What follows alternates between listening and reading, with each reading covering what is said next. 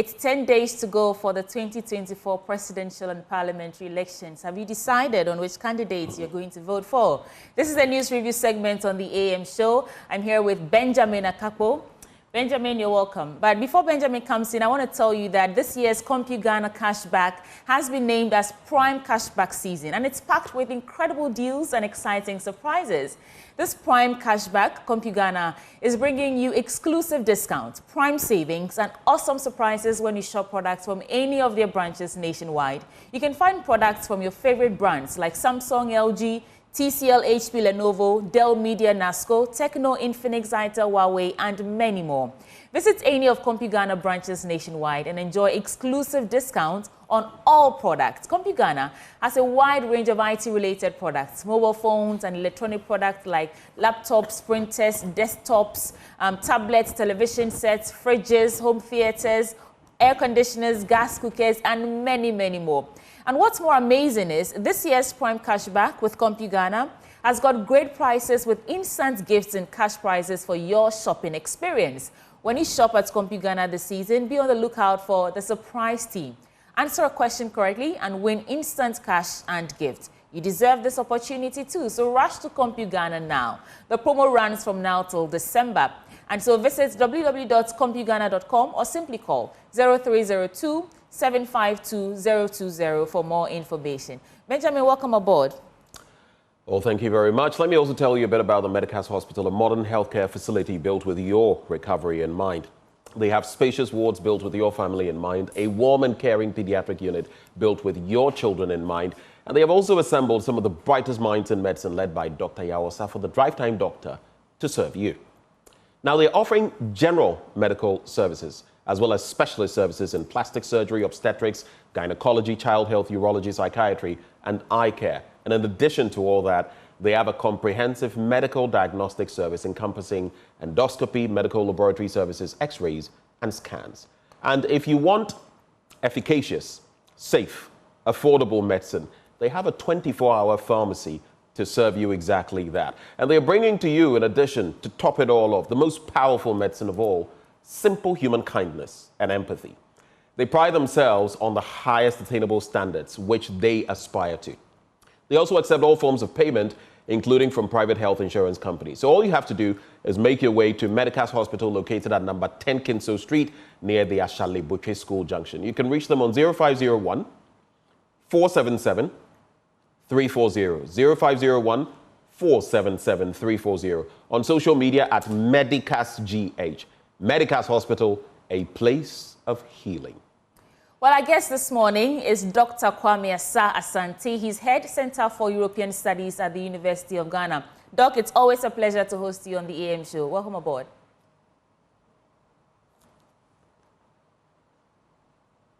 Well, we'll try to reconnect with Dr. Asah-Asante. Doc, but if you can hear us, please unmute.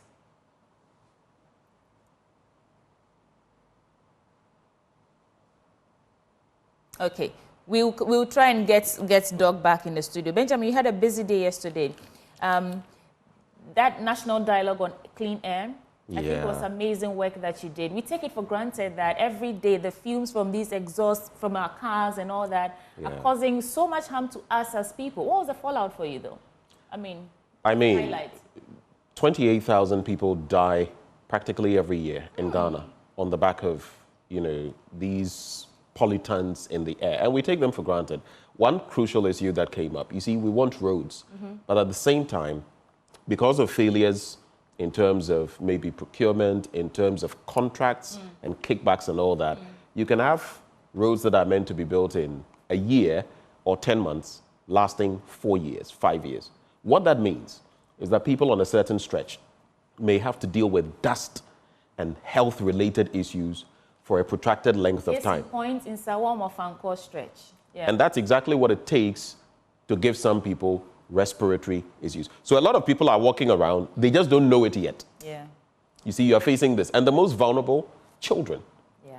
So, I mean, it's a major issue that, and I feel, I don't know, I'm not saying this because I work here, but we are the first entity I've seen highlighting this issue, having a national dialogue on it and putting the political parties to the sword. Yeah. That what is your manifesto saying about these things. And great work. For me, it was. Hopefully, we'll change the narrative, as we go with initiatives like this. But let's try Dr. Kwame Asah-Asante one more time. And Doc, if you can hear us, please unmute. Yeah. Good morning, Sweetie. Good morning, Doc. Good morning. Can you hear me? Yes, loud and clear this time. Oh, okay. Yeah. Okay. Good morning to you once again, and good morning to Ben. Good morning, Doc. Hope you're well. As well as our viewers. Yes. Well, Doc, let's get straight into your trail of thoughts this morning. What would you share with us? Yeah. This morning, I'm looking at two,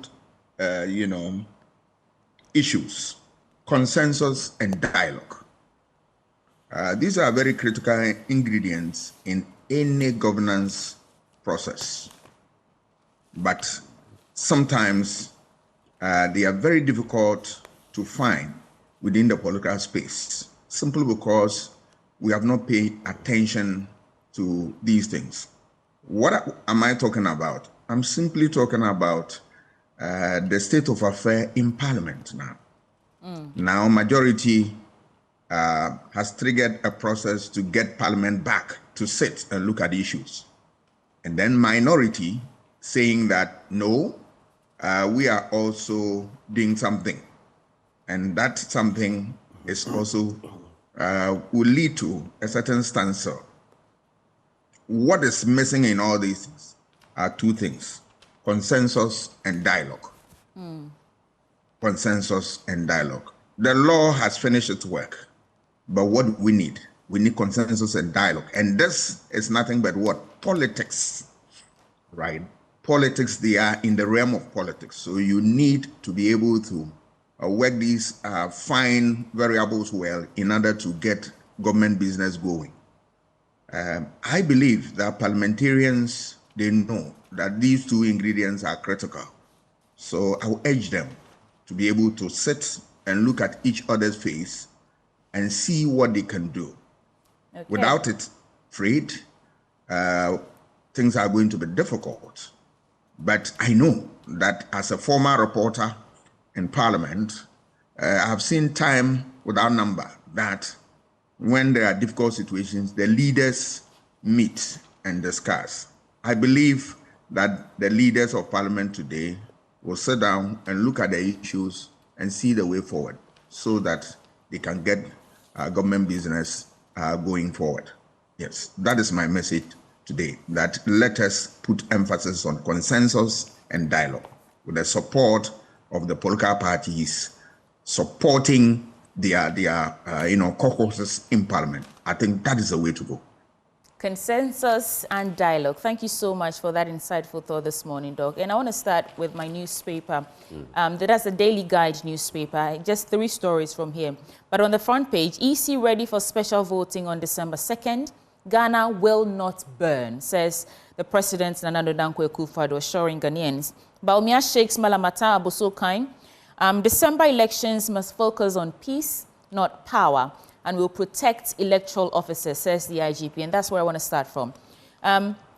First, the President Akufo-Addo has stated that the peace being enjoyed in the country will remain intact before, during, and after the December 7 presidential and parliamentary elections. And according to him, he inherited a peaceful country from his predecessor on January 7, and he, Nana Addo Dankwa Akufo-Addo, will also hand over a peaceful country to his successor, who would emerge victorious in the upcoming elections. And then the IGP says we'll protect electoral officers. The Inspector General of Police, Dr. George Akufo-Dampare, has assured the Electoral Commission of his outfit's commitment to ensure all electoral officers are protected during the general elections. And according to the IGP, the Ghana Police Service has made special provision to protect the electoral officers from attacks by individuals who seek to cause distraction in the electioneering process. And then the EC also says the Electoral Commission has announced its readiness to conduct the special voting, which is set for Monday, December 2nd.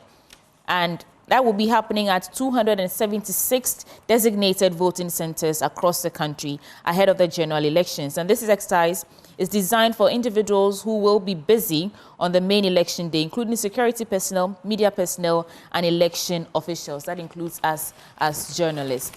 One last story here, and then I'll come to you, Doc. NDC is a threat to Agenda 111. That's not the story I'm looking for. Abedi Pele breaches hard work in Stars revival. And football legend Abedi Pele has joined the growing list of stakeholders offering solutions to Black Stars revival. The Black Stars' current state, coupled with their failure to make it to the 2025 Africa Cup of Nations in Morocco, has stoked debate among the football fraternity. It goes on to say that but three-time African Player of the Year winner of the 1982 AFCON tournament with the Black Stars has given a ray of hope. To him, generations gone by cannot be compared to the current crop of players. These 4 stories, Doc, for your reflections. Well, very, very interesting topics. I'll start with sports. Right. Yeah, just to add a certain flavor to what we are having. Abedi Pele, great footballer, and I witnessed his play during the time when he was very active. So I am happy that he has joined the conversation to share ideas about how we support Black Star. It's very, very worrying.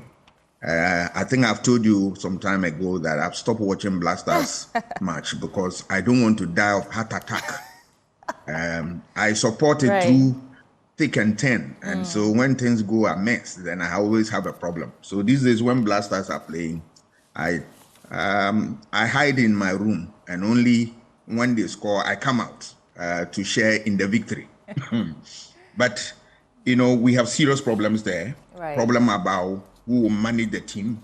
Problem about those who play.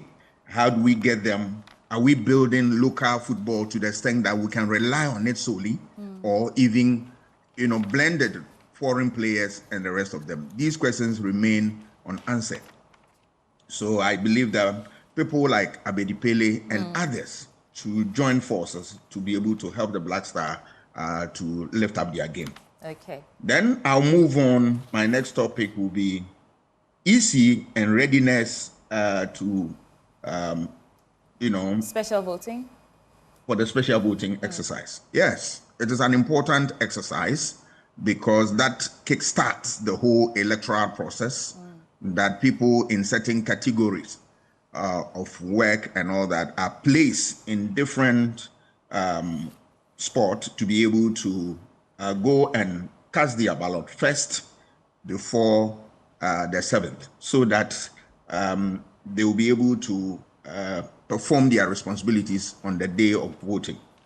Right. It is a good thing, but we expect that it has always been peaceful, especially special voting exercise. But we expect people to turn in their numbers, go and vote.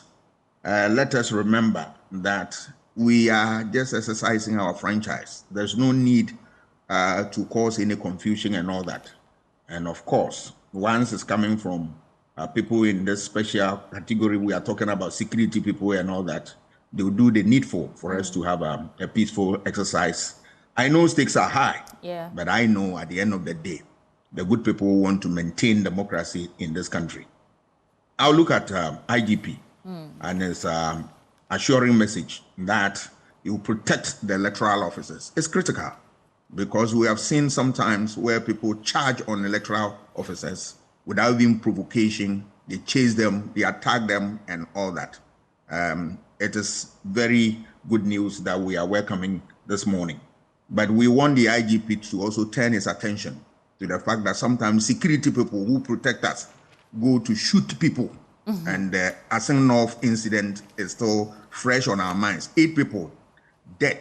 And today, nobody talks about it. We will plead with the IGP to, you know, instill in his people that, hey, that ugly spectacle will not be repeated in this election. We are with him, we support him, but this is the area of concern that we want him and other security apparatus to know that this time around, no, we'll not allow that. But we will support every peaceful process. We will make sure that violence will not be part of this program. And at the end of the day, the democracy will continue to grow. The peace, and then the president's statement that he will ensure that he will hand over this country in one piece as he inherited. Refreshing news. And we want the president to be able to deliver that for us. We will support him like the way we support the police. But we want the president to, as a commander-in-chief of the Ghana Armed Forces, to be able to impress it upon the security that this is a very civil exercise, that whenever there are even breaches of the electoral process, the officers and men would know how to handle it so as not to create any problem for our society. They've done it all the time to support the society. This is not the time to bring the bar that low. And I am always hopeful that our security will stand strong work, but more will depend on also the support that the president gives to them to be able to deliver. And we urge the president to do all that he is within his power to be able to make this election a success. Right. Thank you so much, Doc. Ben, IGP says they're 95% ready for the elections. That's what he said yesterday, but let's get it. I mean, that is reassuring. It's good to hear. I always salute the police, and especially with their visibility teams. You see a lot of them. I think people don't realize it, but for some nefarious characters, criminals, merely seeing a police officer on your stretch safeguards a few things. I see people, walking around pretty late and all of that. It's all good. They are doing a fantastic job. But I've also seen the police involved in crowd control and getting it wrong. I've seen the Democracy Hub altercations. I have heard of other things which are also not so positive. Yeah. All I'm saying is they should link their preparedness with quality service, okay? They are a service, and hopefully election 2024 will be free, fair, peaceful, transparent, and all that. But I have a question for you, especially as the EC talks about special voting Monday. Are you voting on Monday, or are you going to vote on Saturday like the rest of us? I think I'll vote on Saturday like the rest of you. Okay, all right. I thought you were a special voter. We're supposed to, but I didn't. You didn't register for special voting. So neither did I. I also like feeling the temperature, going out there myself. I will be out there anyway. Getting to see what it's like before I come back in the studio and report. But from the Daily Graphic newspaper, vote number 1 on December 7, Dr. Bawumia tells electorate, Western Region Chiefs appeal to Mahama for development. There's all set for special voting Monday. I will not get into that. It's already been got into. EC features at Graphic Development Series today. Adan Traditional Council expresses concern over inaccurate media reports. I have some interesting stories inside to look at, but on the back page, President inaugurates 4 hospitals, bridge over Owabi River, and I guess it's inauguration galore, right? In fact, the story I'm starting with on page 10 talks about, some of these projects and inaugurations in election or electoral years. But there's this quote by Reverend Raphael Warnock as the Daily Graphic talks about 10 days more to election 2024. It says, a vote is a kind of prayer about the kind of world you want to live in. A vote is a kind of prayer about the kind of world you want to live in. So it says a vote. It doesn't say criminality. It doesn't say fighting. It doesn't say violence. It doesn't say cheating. It doesn't say rigging. It says a vote.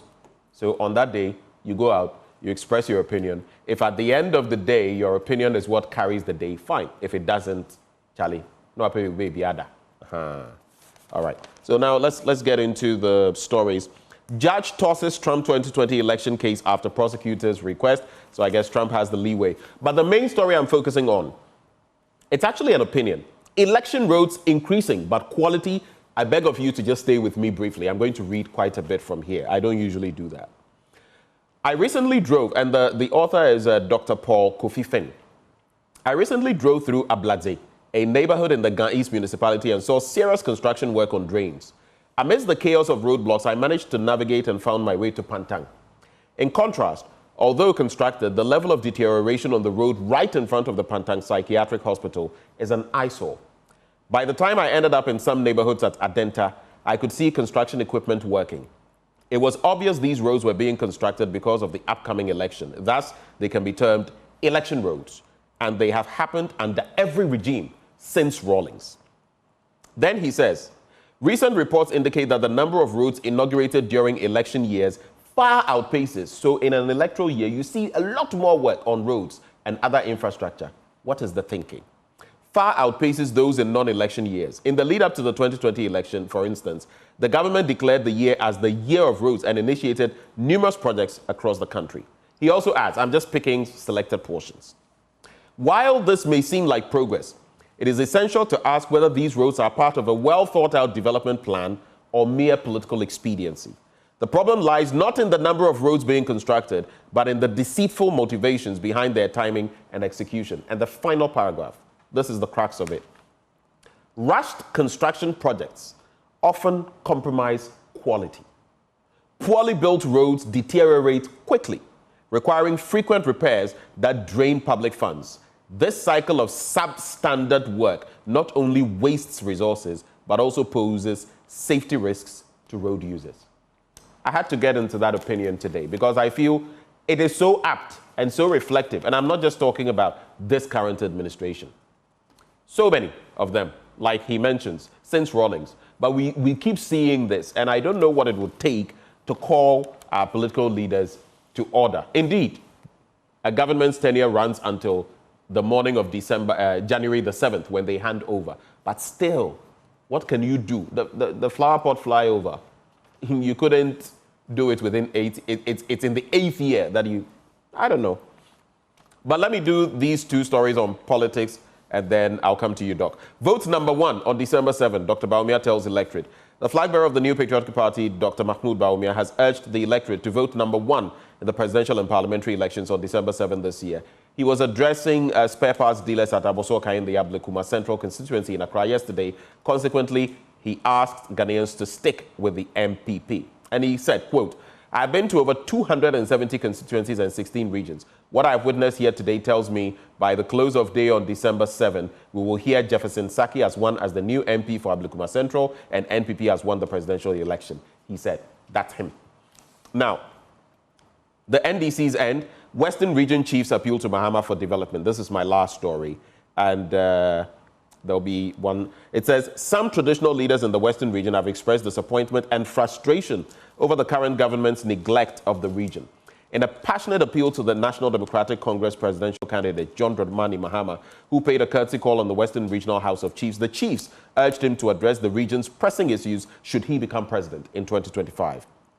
The chiefs lamented the destruction of the region's natural resources, including forest reserves, saying the situation would have dire consequences for the nation. They also expressed concern about the exploitation of their lands and the devastating effects of illegal mining, commonly called galamsey, as well as the lack of infrastructural development. The paramount chief of the Asah-Asante traditional area, Osaberima Kobinanketia, who chaired the meeting, urged former President Mahama to come back and wake the nation up. So, two stories from the political end, and then the story about road construction. Any thoughts, Dr. Asah-Asante? Thank you, Ben. I'll look at roads and elections. Yes. This type of phenomenon has been with us for a very long time. And as a political society, we have not made our minds to address them. It also feeds into other things. If you stretch the conversation, you extend it to even political business cycle, where, you know, the state takes all the measures to build the economy. When they are going for election, they are ready to destroy the very economy they built by what? Being reckless about the fundamentals, about spending, the way they throw money out and all that. At the end of the day, people get power, and the way they abuse money during election, they come back and they can't govern. There is no resource. There are no resources to start governance with. It creates a problem. We have not looked at that. And these are the things that affect our society. And it also ties into incumbency abuse, where they line up all these projects, commission them during campaign, so they go and use state resources to campaign against people who have paid taxes for them to be able to govern, and then go and, you know, campaign to the disadvantage of those who finance them, who are also competitors. Can you imagine that? We have not taken the trouble to look at that in certain jurisdictions before you go for campaign. and it's a political campaign, you go with your own car and all that. But here they will tell you they are commissioning a project, which is what, for the state, is not part of the campaign. And that, from there, they launch onto the platform and then, campaign for themselves. That fine line is difficult to break and all that. And it creates all manner of problems. So until we as a society decide that, look, we want to get it right and strengthen the frontiers of this, our electoral system, we continue to have this thing reoccurring.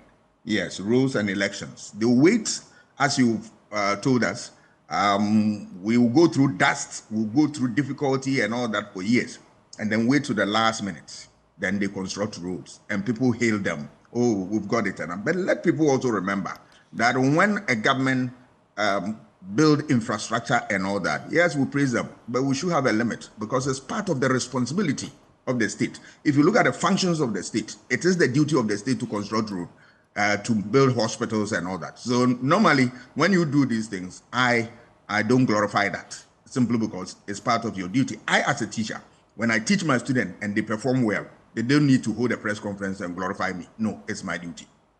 Then I move on to the Western region and the cry from the chiefs that the place has been left without development.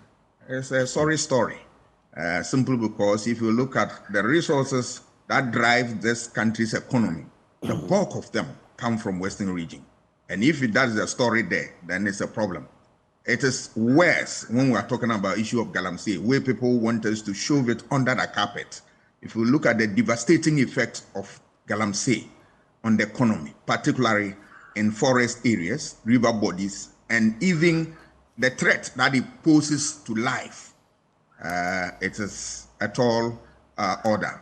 I believe that this call by the chiefs will be taken seriously and be factored into governance after January 7, 2025. Because, look, Western region, if we manage it well and develop that place very well as any other place, Western region alone should be able to support this country without difficulty at all.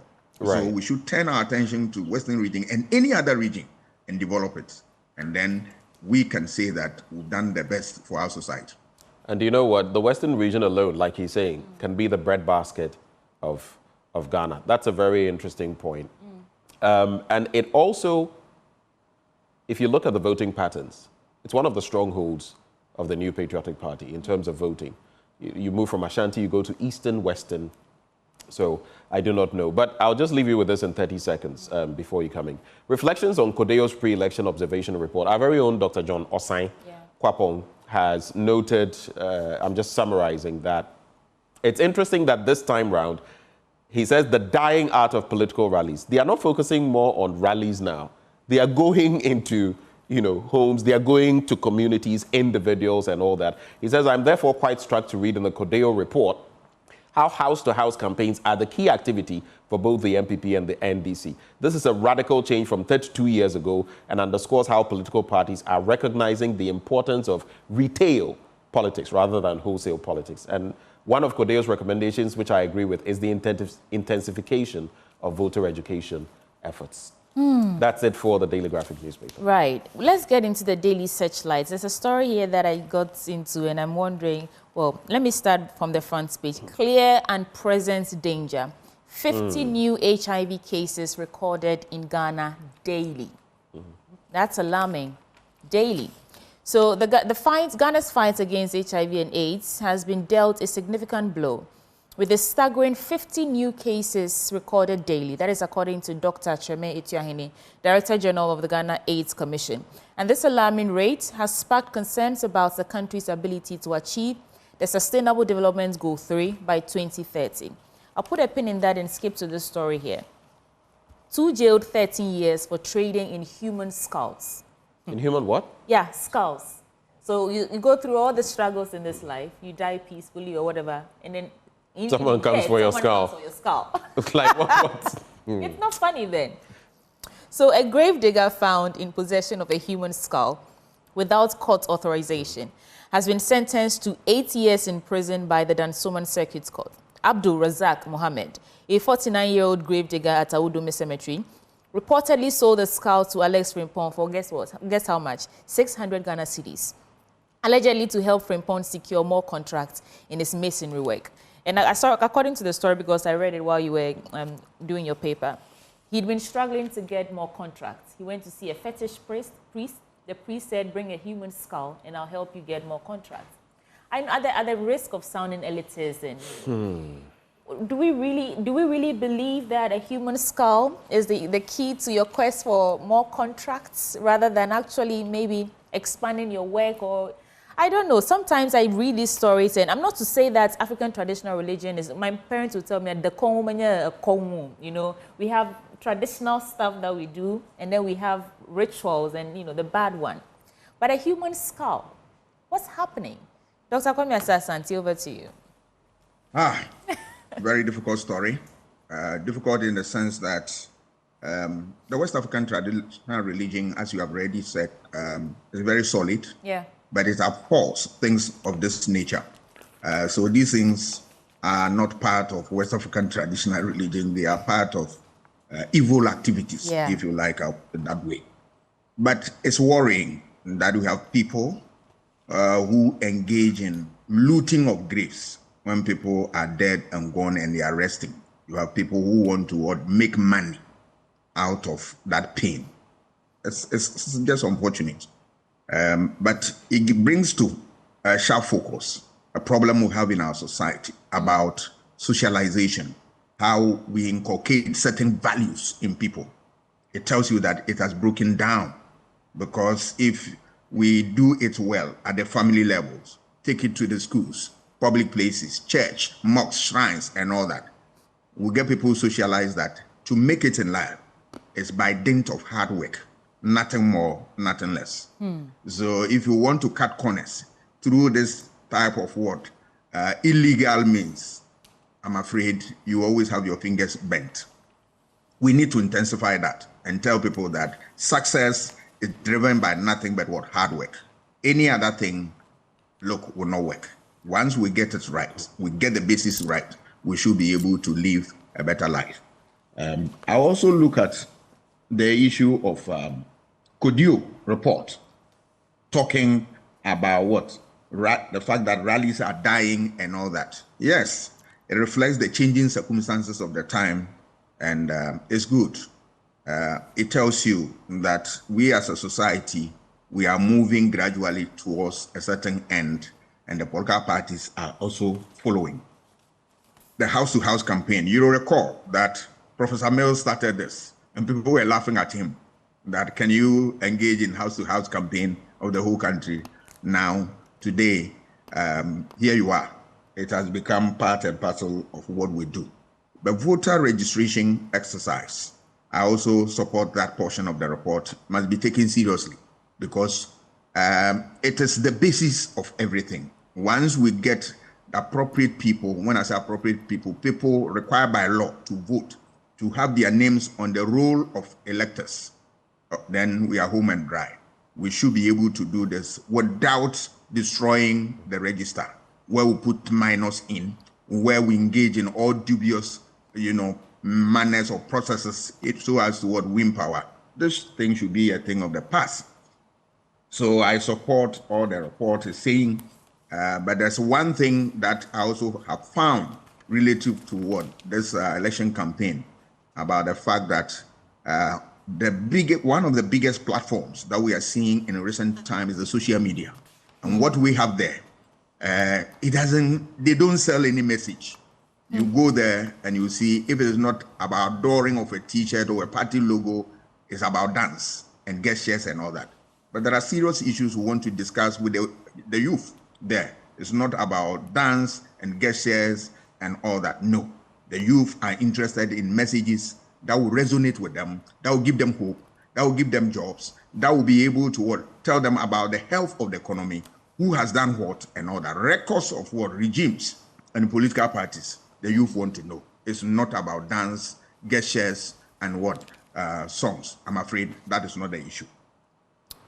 Thank you, Doc. Benjamin, it will not surprise me if we dig deep into this human skull dealing and this Mason guy, if we find out that he doesn't even have good work ethic.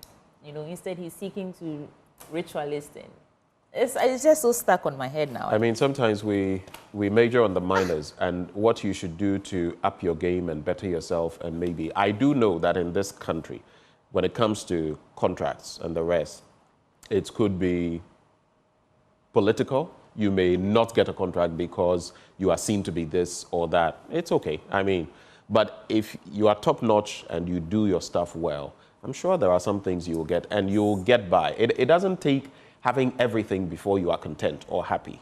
So I think that sometimes the excesses, sometimes we also blame poverty or the harsh economy, but it should never push you to certain extremes where you know you are going against what is right, okay? I mean, who wouldn't, we all want a better life, right? But if you know that what I'm going to do, this is not legitimate, it's going to cause suffering to other people. I mean, this person whose skull has been taken, can you imagine how the family, if it's identified, would feel? I mean, how can you desecrate, and this is only one of such cases like that has come to light. So maybe this is something they're doing at and this is specifically at Audome Cemetery. I mean, grave robbery or grave digging, it's not new, but the point is, I mean, it's a very dastardly act. It's so disrespectful to the dead. But do you see what I see? Show me what. Oh. It's such a beautiful picture, right? My sweetheart Baumia focused on bold solutions for campaign. I've seen less of Samira this election than previous years. I think she was more active in previous election years. Well, I don't know what you think. Well, I agree with you. Yeah. Samira was more active because she had more to say back then. Now it doesn't appear she has more to say. I mean, let's face it, that's a beautiful picture. I mean, when I saw it, I went, oh, yeah. Oh. But you see, while she says my sweetheart Baumia focused on bold solutions, not campaign of insults, I wish I would have preferred it if Samira Baumia was very vocal about some crucial issues. And I like her. I attended this event once, many years ago at the Ghana Association of Writers, and it was interesting, powerhouse. I like her. But I would have preferred it if she could say to us, Ghanaians, that her sweetheart had given us a beautiful economy, which he was, touted for. Beautiful governance. I would prefer that to, bold. You see, our politicians always like to be futuristic. We will. When they would do, it's like Manifest says, debi ebeye, debi ebeye, and so debi beba da bang. D for da bang. Yeah. So Samira, beautiful picture, but message, I don't know. Dr. Asah-Asante, your take.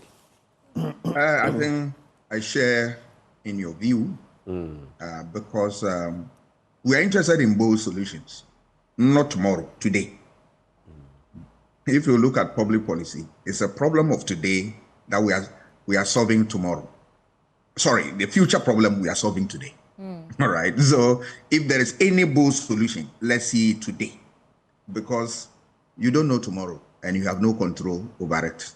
But Doc, they've changed. Sorry to interject. They've changed from, so I sit to them now it's so yes, I thought that was very But the reality is dawning on them, because in this country, one of the factors voters consider in voting is the economy.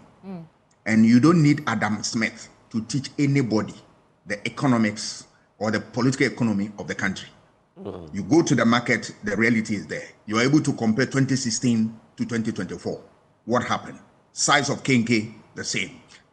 You look at that, transportation and all that. The cocoa seller, the watches seller, they are very good at this.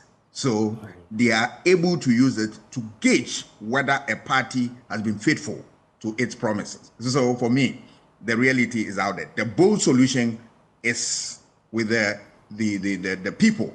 The people know which solution will be bold for them, and they decide. And they base it on the economy and certain constituency-specific issues and regional issues. Galamsey will feature prominently. Issue of unemployment will feature prominently. Issue of what? Health and the rest of them. But religion will not feature. Ethnicity will not feature. If that is the case, I'm afraid we are not going to have any democracy. But thank God, religion will never play any important role. Those who say and put premium, I'm telling them it's a lie. They have not read the literature about voter choices. Religion doesn't play any meaningful role. Ethnicity doesn't. Because if you say ethnicity is the case, and you are saying that any time we go for election, the dominant political party, which is that, the dominant ethnic group that counts, they will win elections. Is that the case? We've seen Rawlings winning election, and ever, not the major part ethnic group. We've seen John Mahama, his group, the Gonja, very small group, are you with me, winning power. So it tells you that other factors other than what? Ethnicity. And I am happy that I have not seen the politicians playing the ethnic card around this time. It will not work. They shouldn't go there. Religion too. If religion was the case, and then Dr. Bawumia wouldn't have won elections within the primaries of the NPP, because this is a predominantly Christian society or group, but he won because other factors push him into winning. So that's my message. Thank you. Can I leave you with some other headlines? The custodian, Natoshi polls Greater Accra voters for Bawumia. And there's access to quality education. Tampuli presents, of course, that's Hassan Tampuli, presents teachers' quarters, classroom blocks to constituents. And then the Accra Times, Lifetime Achievement Award for Bagbin as he calls for leadership-focused education. La MP equips 274 youth. And then holistic education requires concerted effort by educators. Speaker Bagbin says so. Right. Some other headlines here. The Inquisitor, NDC storms Ashanti with superior media plan. Our democracy is our responsibility, according to Justin Kodua. NDC cannot collate their results, says Napo. Don't call repainted old schools brand new infrastructure. That is Professor Jenana Opoku-Ajiman. And the news center has Kozi inaugurates road and bridge project in Adenta. Police sued for 15 million Ghana cedis over chopped ear of pregnant woman. MTN Ghana partners with Access Bank to offer flexible smartphone payment service. And President Akufo-Addo inaugurates 4 hospitals in the Ashanti region. And the banner story is Walk the Talk of Peace. IGP Dampare urges lawful conduct ahead of the polls. Doc, we only have about 30 seconds for your final words. Yeah, I would, Ben gave a certain quotation, very beautiful one. I want to add to this. Clissiness, if you read the literature about democracy, is saying that politics, anybody who doesn't take part in politics, you are not, and by extension, election, you are not only a danger to society, but you are a useless human being. That is clissiness. But I will look at NDC and Ashanti region. People are asking, why is it that they are going there all the time and all that? A number of reasons. One, when they get beyond 30%, they won the election. And the last election, if you look at the figures and all that, NDC got more votes in Ashanti region than even voter. Go and do the mathematics and you see. So it's an important area. You are dealing with 47 constituencies and it's a lot. And if you are able to get your basics right, you are home and dry. Thank you so much, Dr. Kwame Asah-Asante. He's Head Center for European Studies at the University of Ghana. And this is where we end the news review segment. Benjamin, I'll accept you have something to say. Okay, please stay for sports coming up next with Muftana Abdullah.